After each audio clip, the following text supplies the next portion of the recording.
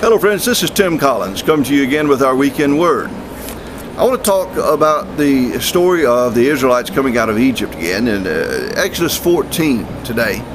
Exodus chapter 14. Moses had led the children of Israel, the nation of Israel, out of slavery in Egypt, down the Wadi to the Red Sea.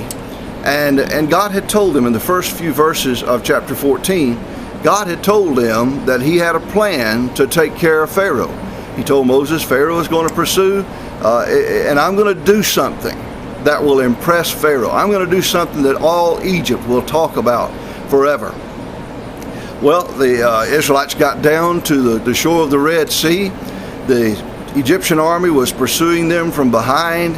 The high banks, hundreds of feet tall, of the wadi they were in, were hemming them in on each side. The sea was in front of them. They had no place to go. And they cried out. They started griping and complaining. They railed on Moses. Weren't there enough graves in Egypt to bury us? Didn't you have to bring us out here to the wilderness to die? And there's an interesting verse there. Exodus 14:15, the Lord said to Moses, why are you crying out to me? Tell the Israelites to move on. Why are you crying out to me? God said, I've already told you I've got a plan for this situation. I've already told you I was going to do something that Egypt would talk about. I've already told you I would be glorified for all of Egypt.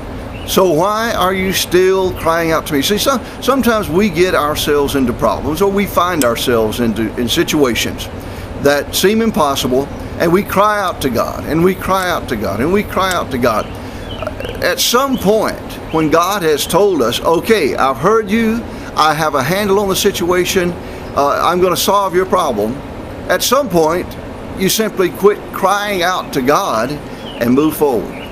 Move on. We tend to keep looking at the obstacle and crying out to God, oh God, help me. Oh God, I'm in distress. Oh God, it's impossible. Oh God, I'm going to die.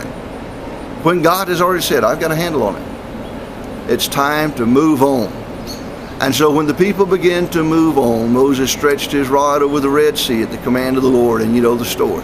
The Red Sea opened up, the Israelites got through on dry ground, the Red Sea closed in and destroyed the Egyptian army, and God was glorified. Then they were singing. So I'm going to tell you, if you're in the middle of a mess today and you need to see the hand of God, and God has spoken to you, God has told you, okay, I've heard your prayer. I've heard your prayer. I know that you're in a situation, and I have a plan for your situation, then perhaps it's time to just quit whining to God and move on. Step forward, start moving, and see the miracle that God has in store for you. Well, I hope you'll be in church somewhere Sunday, worshiping God in spirit and in truth. God bless you. We love you.